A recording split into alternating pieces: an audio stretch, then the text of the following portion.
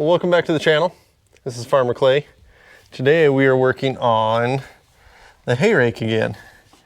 My wife and I were walking by it the other day. This is our LMC 8907. As you can see, I got my engine hoist picking it up because we were walking by and we saw that this had a big old crack in it.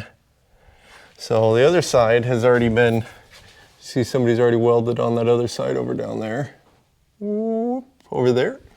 So I got this lifted up and noticing how much this is straighter in line and how much better this looks than that side. How it's angled and all that. So got a few other things I might end up doing. But first off, I'm going to get this welded. I have all new teeth for this. John Deere wanted 25 bucks a tooth for these original ones, and I found a aftermarket one that works pretty well. There's a right and a left, and they're like $3.50 or $4 a piece, so substantial savings on there. Thank you, John Deere, for your infinite wisdom of pricing. But the other thing I got to do is there's 1/4 inch plate. This is I'm assuming that's an HDPE or something similar to it. 1/4 inch. I'm going to see if I can't get some 1/4 inch and some 5/16 and see if I can't tighten these up a little bit better than what we got, or even like a 3/8 on one side, 1/4 inch on the other, just to tighten it up, and that will help take some of the twist because these slide in and out with these rams up here. So I'm thinking I have some twist in here. I know I got a little play and twist inside on those bolts that I might try to put and shim on. I do have to replace that bolt again. I got some new ones to go in on both sides. That bolt there was broken the other day, and I just stuck what I had in there for the time being, but I'll see if I can't slide some shim in there or something to help take up some of that room so it helps stop it from twisting so bad. So, and then I gotta undo this rod from this chrome and get some Loctite on this because this likes to unthread every now and then. I did have to replace this one. This one was bent. The people before me, I think, wrecked it into an irrigation ditch, and that's why that's all bent up and twisted, and it bent the ram pretty bad and all that. So I ended up replacing that ram. But we'll get some stuff set up here, get the welder going, and biggest thing is I got to get this crack welded, and maybe I might put my helper on replacing teeth. No, you don't want to replace any hay rake teeth? Maybe. So. What happened there? Alright, so I got one pass on there. It's pretty ugly. I was blowing through pretty bad up on top, and I kind of figured I would. But I'll get it cleaned up, and then I'll lay another 2 passes over the top. One on each side, kind of stitching it together. I'll get underneath there and I'll grind that bump off and kind of level it off and kind of polish it up, and then I'll lay another bead on. So the inside didn't turn out too bad underneath. Up there, I don't think that's terrible. But just want to make sure I got enough. I'm going to let it cool down a little bit. I know I got quite a bit of heat in there, so we'll see. All right, so I didn't record a whole lot of the process today. It's hot and getting a lot done, but here's my welds back on there. A little bit of spatter on the top, but a single big pass down the middle. I cleaned it up a little bit, got all the garbage out, and then I went and I did 2 passes over the top, all the way up and around.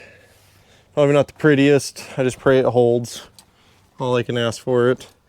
I had the come along and a chain hooked on right here to pull that bar back out and help alleviate some of the rubbing. This side here has all brand new teeth in it. Exception, there's a couple up here that were new teeth, but some of the adjustments were right and where that was broken and that. So I think they kind of got bent, so I might replace a couple of bent ones just so they're not in there creating an issue. This sits quite a bit straighter. It's not leaning out so much. It does kind of from that angle, but a lot of that has to do with right in here, this 1/4 inch plating. That's, you can see that gap and everything in there. So I found that that's HDPE, and so I'm going to and I'll back this back in the shop. And if I hook on right here on this guy, I run a chain around and hook into it and pick it on up so it twists it. It actually frees up everything real nice back here to where this just kind of floats. So then what I'll do is I'll unbolt these, kind of slide it forward a little bit. Probably have to pull this pin and then get all them pads on out of there.